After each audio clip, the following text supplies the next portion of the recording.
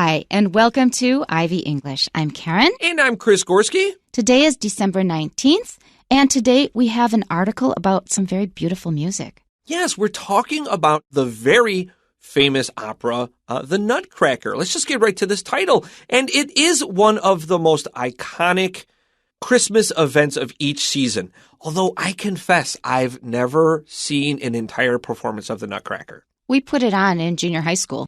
Really? Yeah. Did you have the performance? Yeah. And what did you do? Were you part of the musical? What was I doing? Part of the dancing? I think I was mostly watching. Mostly watching? Yeah. I was a tree in my school performance in second grade. So, But I'm just saying it's something that we did. It's a thing. And the music is really beautiful. I don't get as tired of it as I get tired of some other Christmas carols that I don't even need to mention. Tell me more, because I actually wrote this down and I was really excited to talk about this. Earlier in the month, I mentioned how excited I was to have just a little dollop of Christmas in August when we're recording this on a particularly hot day.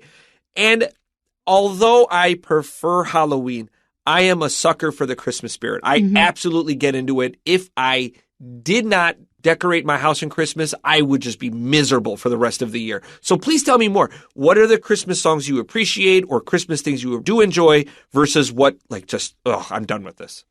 I have both, because when you have kids, you really have to do things up for Christmas. So when my children were younger, we did decorate and had gifts and went to church and sang. We did a lot of things like that. But when the kids got older, no, I was done with that. I was thinking for any holiday whatsoever, including Chinese New Year is harder because I have family here. But for just about any holiday, if you hold your breath long enough, it'll be gone. That's honestly how I feel. That's so funny. So you're not particularly big on Christmas carols then, or? Not the ones that you usually hear. And the one I have to say I really, really, really do not like is Last Christmas. Oh, that's a popular one it's now, too. So it's bad. Come Again. And the pronunciation is bad, but the very next day you give it away. It's supposed to be gave, and they say give. I mean, George Michael. I mean, come on. I'll forgive George Michael given how kind he was as a human being, how much money he did. I'll allow him to slide on that. Nothing against the person. It's just I don't like the song. I really dislike it. The video was remastered to 4K, and I play it regularly in my class. Although I kind of agree. I'm kind of over this song. The video is pure 1984. And the video is, if you need to step back in time, if you need to see the winter sights of 1984, it is a classic video, remastered in 4K. I play it in my classroom. And I'm like, guys, this is what the 80s really looked like. Because kids don't really understand this. No, and they have this different conception of the 80s. Right. And it's quite fabulous. So. No, actually, I do have a favorite part. And for many, many years while I was teaching at Tai-Dai, I still do, but only part-time. Every Christmas, I would ask who can play an instrument. And they would write down by their name if they could play an instrument and were willing to. So some played the piano, some played the flute, some played the violin. And we got everybody who was willing to play an instrument to play Christmas carols, which we sang to in several different languages. We sang them in English and French and German and Spanish. So it was really neat. Every year we had this big thing of singing international Christmas carols with the students helping with the music. That was great. I think the only reason I still have a guitar is to play Christmas carols in my classroom at the end of the year. I bang them out Bruce Springsteen style. Big and bombastic. That's how I like it. And the really fun part was I have a collection of maybe a couple hundred rhythm instruments. I would pass them out, and so everybody could, tap a tambourine or shake bells or whatever it is. So it was a lot of fun. Maybe not in my classroom. I might pass on having that chaos in my classroom. But maybe with older students. With 19-year-olds, we enjoyed the chaos. Okay, here's our article. Our title is Tchaikovsky's The Nutcracker. On December 18, 1892, the renowned Russian composer Pyotr Ilyich Tchaikovsky premiered a ballet named The Nutcracker at the Imperial Mariinsky Theater in St. Petersburg. After its initial release, the ballet was dismissed by many critics who claimed that it lacked a storyline and contained few, if any, traditional ballet elements. However, The Nutcracker has since become world famous, and its music is now synonymous with Christmas celebrations in most parts of the world. In the story of The Nutcracker, a young girl named Clara receives a magnificent nutcracker as a Christmas gift from her godfather. It should be noted here that many nutcrackers, though practical devices for opening nuts, are in fact ornate wooden dolls. In German folklore, these dolls were believed to possess magical powers such as bringing good luck and protecting one's home. Clara's Nutcracker, a prince, comes to life on Christmas Eve and takes Clara on a journey to a fantasy land where battles involving mice and toy soldiers are fought. The Nutcracker is notable for its inclusion of the celesta, an instrument that resembles a small piano. However, it sounds markedly different, producing high tones like those of a music box. Tchaikovsky first encountered the celesta in Paris. Enchanted by its sound, he immediately had one ordered and sent to St. Petersburg, but he kept it a secret until the premiere of the Nutcracker. Russian audiences were thus introduced to its magical sound for the very first time. The use of the celesta is one of the many examples of how Tchaikovsky was a musical pioneer. The success of the Nutcracker over the past century shows why he earned his reputation as one of history's greatest composers. Back to the beginning.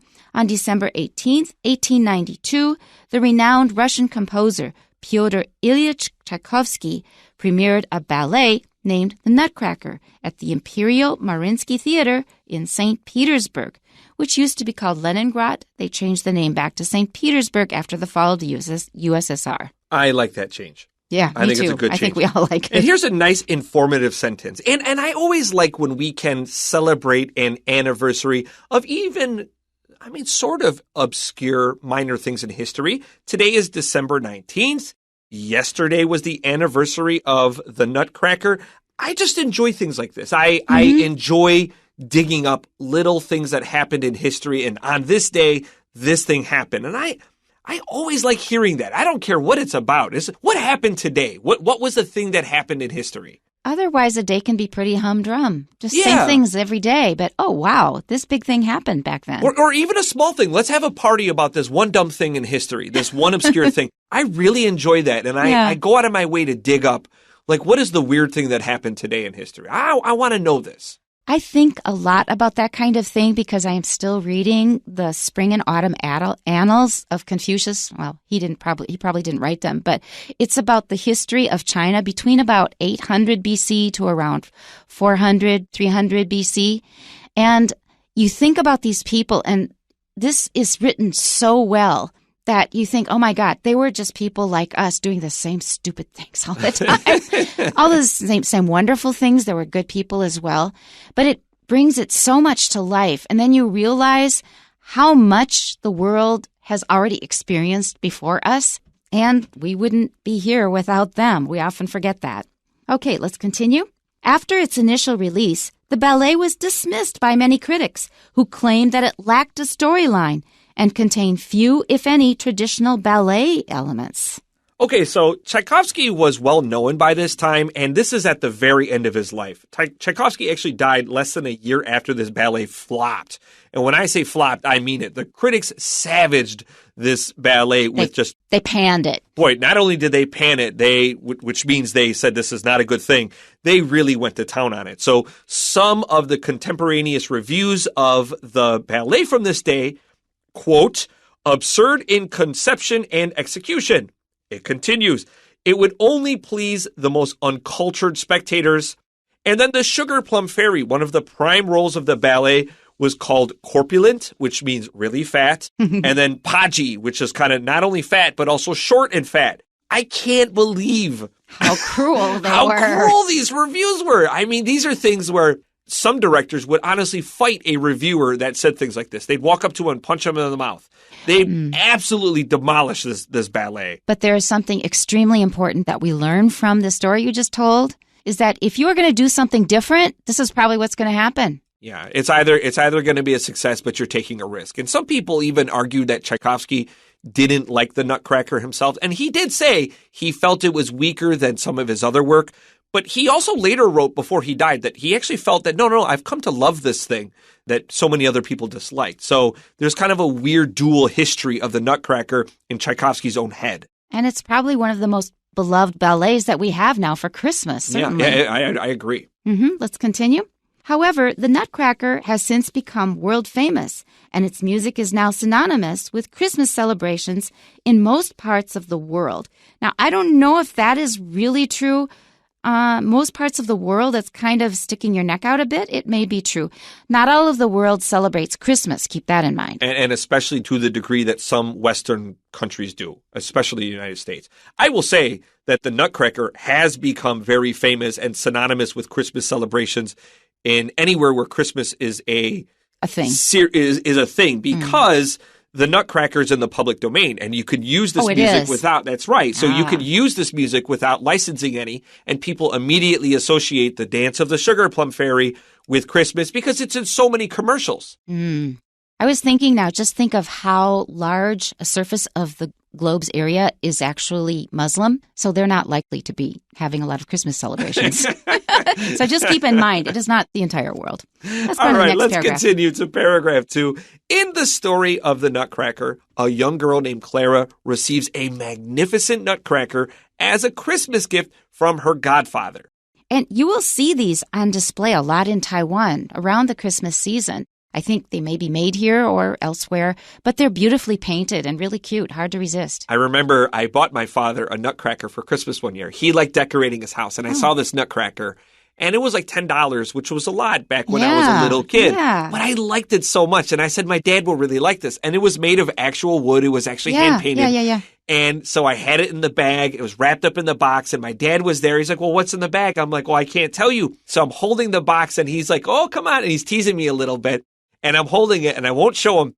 And I swear to God this is true. The bottom of the Nutcracker box falls open. Oh, no. And the Nutcracker falls straight down in the snow in front of me. And my dad understands this is his gift and very kind of him. He turns around and averts his gaze. He's like, I didn't see anything. I didn't see it. Oh, don't worry. And I felt so terrible. But it's just one of those funny things. It's just his gift falls right in front of him. For a minute, I was afraid the ending would be, and it hit the ground and shattered. No, of course. It's covered in snow. You know how this goes. There's one good thing about snow. Yeah. All right. Let's continue to our next sentence here. It should be noted here that many nutcrackers, though practical devices for opening nuts, are in fact ornate wooden dolls. We have some great words here. Yeah, they are. But I should mention that the kind of nutcrackers you usually see for sale now are no good for cracking nuts. No good. No, they're just for decoration. This one, you could actually crack nuts. Ornate just means very fancy and beautiful. Some nutcrackers can be quite tall and hefty. Also, in our last sentence, we had the word godfather. And a godfather, in some contexts, is a really bad guy. But usually the godfather is the person in charge of like leading your spiritual faith, making sure you learn to be a good Christian. Godfather is sometimes, well, actually, I would say maybe more often considered to be the head of a mafia or gangster family. And these are guys you would not want to cross in any context. For me, I was baptized, so the person who witnesses the baptism and signs their name is your godfather or godmother. Did you feel your godparents did anything for your faith? Not really, but they were good friends of the family, so I always good. appreciated them. I know people that have good godparents. My godparents, I don't know. I don't even know who my godfather is. I have no idea. They were just nice people, and anybody that my parents thought were nice people was fine with me. All right, let's continue here. In German folklore, these dolls were believed to possess magical powers, such as bringing good luck and protecting one's home. Okay, now it's getting interesting. Actually, even if you don't believe in magic, I think we all need magic in our lives. And when we read things like this, it kind of gets our imagination fired up. Yeah, I suppose so. And nutcrackers are so unique looking. I can imagine why these were chosen as a central figure in this. I mean, they look like soldiers. Mm-hmm. So it makes sense the way this pans out in the story where these guys are fighting a war. Mm-hmm. All right, let's continue to our next sentence here. Clara's nutcracker, a prince, comes to life on Christmas Eve and takes Clara on a journey to a fantasy land where battles involving mice and toy soldiers are fought. I'm just thinking of my reaction to reading about running off with a prince when I was young, how I would imagine it and how I would imagine it now. When you're a kid, you have these dreams of being a princess and finding your prince. When you're older, you think, yeah, I bet he's a real entitled something or other. Yeah, I as a kid, I used to think like going back to the Middle Ages would be really cool. Oh. And then today I'm like, I would No never way. go back. Maybe I might go back to the 70s or 80s in a That was time machine. fine. And It was that fine. might be it. I don't want to go back any farther than that. That's I agree. As you age, the idea of princes and princesses and the knightly, no thanks. I'm good. All right, we're going to go on to the last paragraph. The Nutcracker is notable for its inclusion of the celesta, an instrument that resembles a small piano. Now, I was always sort of familiar with the celesta because I like to play with music apps, and they almost always have a celesta. You can make the music sound like it's being played on a celesta, but I hadn't really seen one, so I looked it up, and I thought, yes, it really does just look like a small piano. But how do they get that very tinkly, very lovely, childlike sound? Well, it is basically like a xylophone. In Chinese, you call it an iron zither, basically. So when you're a kid, you have this maybe a toy with 12 notes on it, and you can hit them with a hammer. It sounds just like that. They are just strips of steel. And when you play the key on the piano, a hammer will strike it. I wonder why the xylophone continues to exist when the celesta is a thing that you can actually play. Because to me, and I'm not knowledgeable in playing the xylophone in any sort of way, you have your xylophone or a vibraphone in the front of the device, and then you play the celesta like you would a piano, exactly like a piano. Right. And it produces different notes. But as far as I know, the piano is a more versatile instrument that can produce a wider range of sounds. And because they're played functionally the same, piano, I'm not sure the advantages of playing the xylophone over the piano. So there, maybe someone that's more knowledgeable in music could explain this to me. But the way I saw the celesta played, I was just like, why do xylophones exist if you could just do this? I will disagree with you. Interesting. Because Please do. I have seen some extremely dynamic performances on xylophones and vibraphones, and they can hold like 3 mallets in each hand and then produce these beautiful chords. The dynamic range is huge, really loud or really soft, or using a vibrato sort of, or tapping it very quickly. It's wonderful. And just watching their bodies interact with this instrument, it's really wonderful to watch. There's a fellow on Instagram that I watch regularly who plays famous compositions, be it for movies or just pop music or even video game music. And he plays it on this device. Unfortunately, it's slipping my mind. And it's not a celesta. It's not a vibraphone or a xylophone. It has very thin strings. It almost looks like a Chinese instrument. Unfortunately, a zither. It sounds like a zither. No. It's not even that. Believe me, I'll think of it the second we're done recording. Hammer, dulcimer? Yeah, dulcimer. There we go. Yeah. Oh, look at that. Look at that. Those Karen are wonderful. with the big save. It's beautiful. And he plays it with such pizzazz, but to me, I still think I think a piano would just do just well. But I enjoy the unique tones that he produces with this instrument to play these familiar songs. Yeah, we disagree on that. I really love the original instrument. Let's go on. However, it sounds markedly different, producing high tones like those of a music box. And yes, it does sound a lot like a music box. Tchaikovsky first encountered the celesta in Paris, so it was a discovery. And I can really identify this because I have traveled to a lot of different countries, often with a tour group. The one thing I want to do is I want to buy an instrument from that country. I brought a sitar back from India, for example. I brought a dutar back from Xinjiang. So I really love this idea of finding a new instrument in another country. Enchanted by its sound, he immediately had one ordered and sent to St. Petersburg, but he kept it a secret until the premiere of the Nutcracker. He planned this out so carefully. He had this surprising new innovative instrument, wrote this wonderful opera or ballet, and then he got all that criticism. That is really so mean, gosh, because he went to so much trouble. Russian audiences were thus introduced to its magical sound for the very first time. Even now, if you just hear a recording of it, it is so magical and so wonderful. Yeah, it does have, it stands out. It does stand out in many ways. It's so unique. And, I've seen parts of it where there's just kind of a lot of dancing. And say what you will about the Nutcracker. Does it lack a story in its second half as it's claimed in paragraph 1? I think that's fair. There are just long, extended dances without much happening. That's fair. But to be fair, the Nutcracker draws attention because it's so closely associated with Christmas. And ballet companies, ballet troupes, as they're often called, use the funding from these Christmas shows to put on shows that otherwise would go ignored, or the ballet troupe would just close entirely. So say what you will. Maybe you don't enjoy it. Maybe this is not for you. Nonetheless, this is the thing that keeps the lights on. I think that this instrument really brings you to a fairyland, with that tinkly sound, and that's something I really love. The use of the celesta is one of many examples of how Tchaikovsky was a musical pioneer, and I really admire that. Finding a whole new instrument and bringing it into this magnificent ballet is great. The success of the Nutcracker over the past century shows why he earned his reputation as one of history's greatest composers. He was a grand composer, did everything on a grand scale. I can say that for him.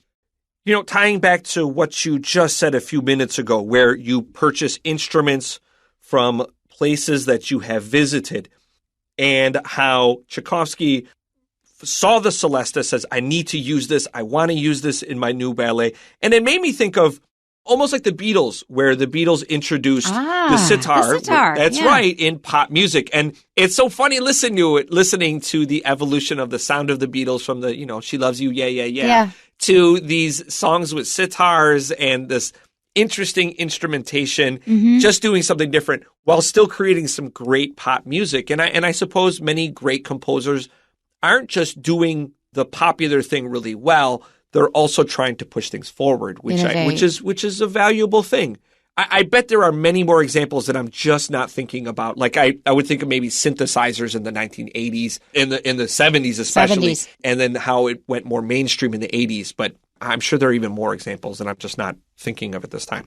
Okay, before we jump to our questions, let's very briefly talk about how the Nutcracker gained its lasting fame in the United States especially. So the Nutcracker, as we learned, was panned. It flopped hard in Russia. But here we are in the United States, where ballet troupes always perform this to help keep the lights on. So the Nutcracker suite was first introduced to wider audiences by Disney in the 1940 film Fantasia. And Americans were kind of primed to this music. They had seen this in this somewhat popular film. And in 1957 and 1958, CBS, this TV channel in the United States, shows the Nutcracker suite on Christmas night.